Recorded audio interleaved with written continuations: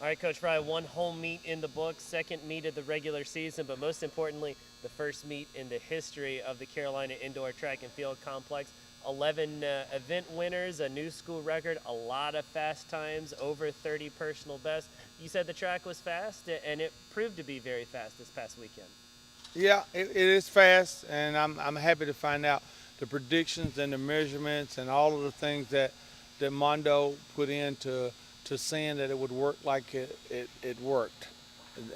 The design that we asked them to make the curves softer, higher, and the radius wider, it worked. The straightaway was fast, so I'm quite pleased. Now our next thing is next week bringing in Auburn, Alabama, Tennessee in to run, and then we'll start seeing.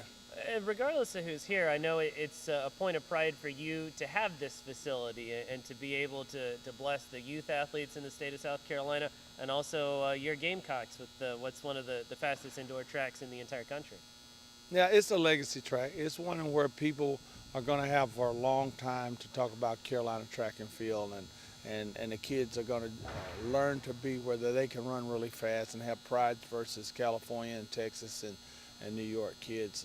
You can compare yourself on a great facility and run fast times.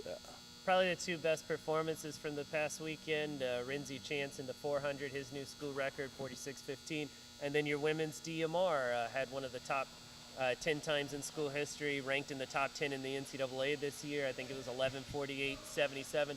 Those two groups, what do they need to do to use those fast times, not as the peaks of their indoor season, but as the springboard to something special? I think confidence is important. Once you get a fast time, you believe a little bit stronger in yourself, and I think that was kind of the measurement for them. And even our good run in the 3K, the wins all create confidence. And so what they got to do is go to New York after having home court confidence and duplicate those kind of performances, so that then it's a reassurance that those are not false time. I'm not a home court guy. Sure.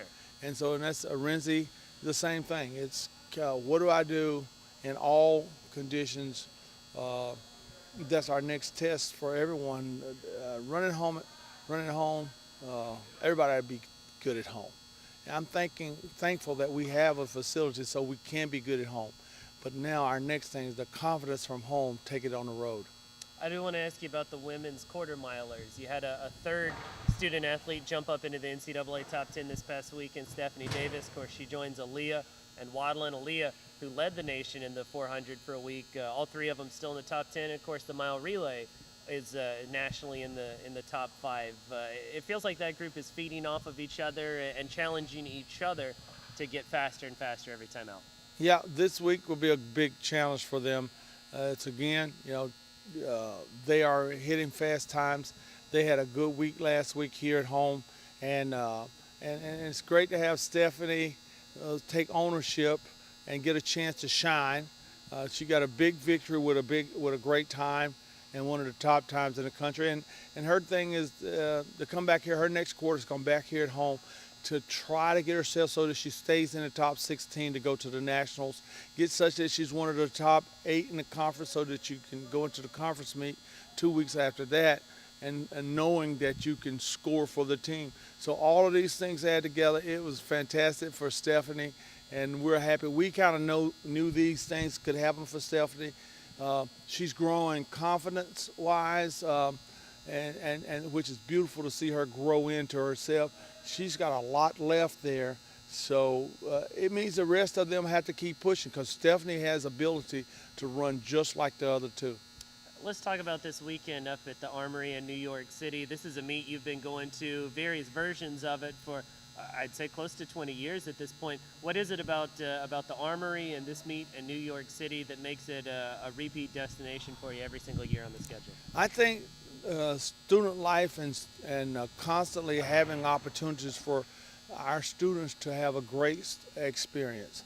And many times our schedule have not been such that we could get out of the region. New York and the Northeast is a good place to recruit, and to be able to go to Penn Relays and to go to New York. We were one of the initial teams at that meet. We have created that. We convinced them that they should have something for colleges in New York to run. And so once we convinced them, we feel like that we are part of that meet. Like we were the inaugural team that dominated that meet for years. And we'd like to continue to have that. South Carolina is a school that goes nationwide. We're not a regional team. We're not just an SEC team. We got kids that go to school here from the university, from the Northeast.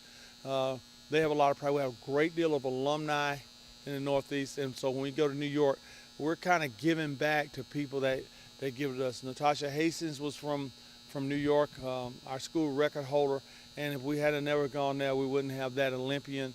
And so many times our athletes, and as we think about Eric and the shot put, he's Northeast. So our team has got kids that come to South Carolina, and they have lots of friends, and their family likes to see them come back to that part. And so I like to give back. I tell kids when they come to South Carolina, we're not going to steal them away and never take them home.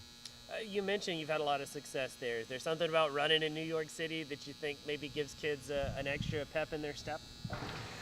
The anxiety is a part of a championship.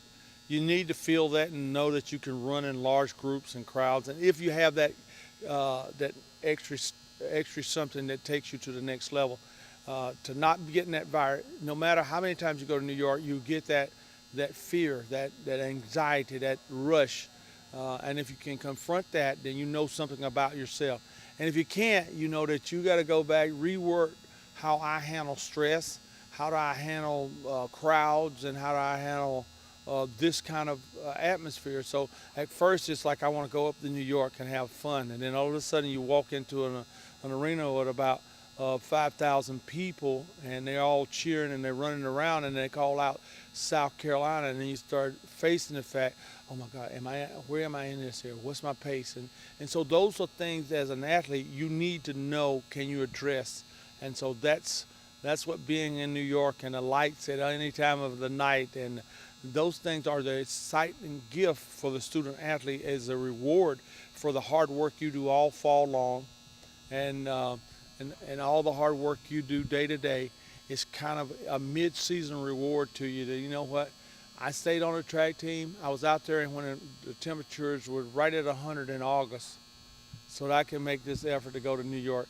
Now I get here and it's not all fun. It means I got to go and I got to race and try to race at a high level versus, Ohio State, Syracuse, UVA, UCLA. Those kind of programs come almost every year. And so our kids get a chance to see a different brand program, Power 5 schools from other parts of the country. Should be a lot of fun. Gamecocks in New York City at the Dr. Sander Columbia Invitational. Coach Frye, we'll see you up there. Thanks a lot. Look forward to it.